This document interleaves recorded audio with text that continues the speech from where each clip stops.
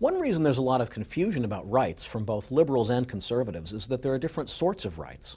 Besides the distinction between legal and moral rights, we also need to distinguish the different sorts of claims the assertion of a right makes. Philosophers generally use the expressions negative rights and positive rights to express these distinctions.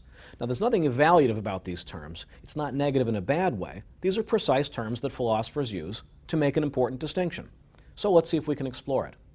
Consider this claim. I have the right to go to the store and get a lottery ticket. Let's begin with what this doesn't mean. First of all, it doesn't mean I have an obligation to buy a lottery ticket. It's up to me. No one should be forcing me to buy one.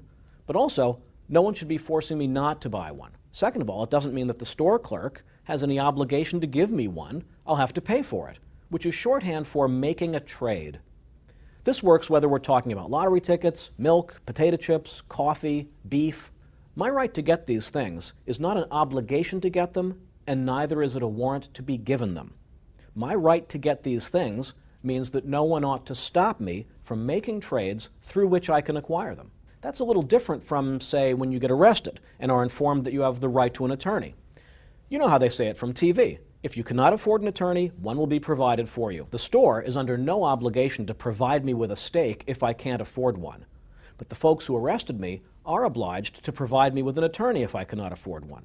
So, these are different kinds of rights. One way to get clear on this distinction is to think about the relationship between rights and duties. If Smith has a right, then Jones has a duty. Understanding what different kinds of duties Jones might have is one way to understand what kinds of rights Smith might have.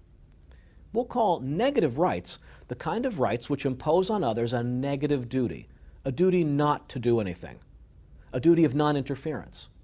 If I have a right of this sort, all you have to do to respect that right is refrain from blocking me. Negative rights are sometimes called liberties. Now, we'll call positive rights the kind of rights which impose on others a positive duty, a duty to provide or act in a certain way. If I have a right of this sort, you respect it by complying. Positive rights are also sometimes called entitlements. So, my right to a lottery ticket or a steak is a negative right. No one can properly interfere with my efforts to acquire these through trade. Freedom of speech is another example of a negative right. I cannot be arrested for speaking out.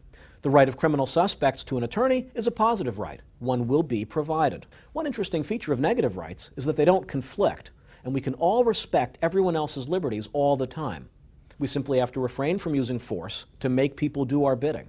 Positive rights can conflict, and in a couple of ways. One way they can conflict is scarcity.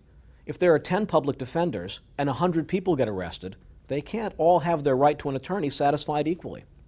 This sort of conflict can sometimes help us understand which claims are legitimate. Your property rights give you exclusive use of a resource, so others can't claim a right to vacation in your yard, at least not without your permission. The other source of conflict raises a more troubling issue. Since positive rights create duties on others to act or provide, doesn't that represent a violation of their negative rights, their liberty? It depends. Some positive rights are created by a contractual relationship. Since I'm a member of AAA, I have a positive right to towing services if my car breaks down.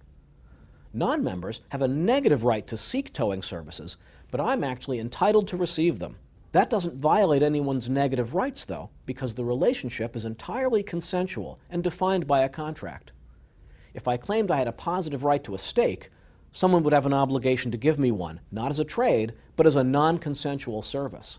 That would violate their liberty, making them involuntarily subservient to me.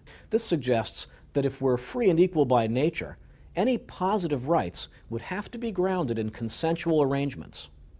Unfortunately, for a lot of so-called positive rights, this just isn't the case.